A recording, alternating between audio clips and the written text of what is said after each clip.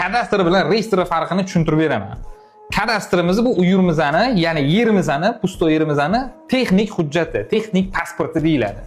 Reyestr bo'lsa, bu reyestrimizni o'sha yerga qurilgan binoga egalik huquqini beruvchi hujjat. Ko'pchilik mana oldimga loyiha chizdirgani kelayotganda quruq kadastrni o'zini olib kelishadi. Kadastr bilan ish bitmaydi.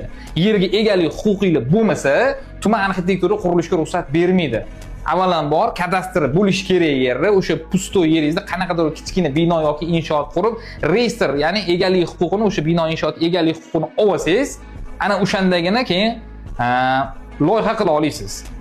Oldin kadastrni quruq yerga berishmasdi. Shuni ham aytib o'tib ketaman. Hozir pusto yerga ham kadastr qilsa bo'ladi. U degani yerga egalik huquqini berdi degani emas.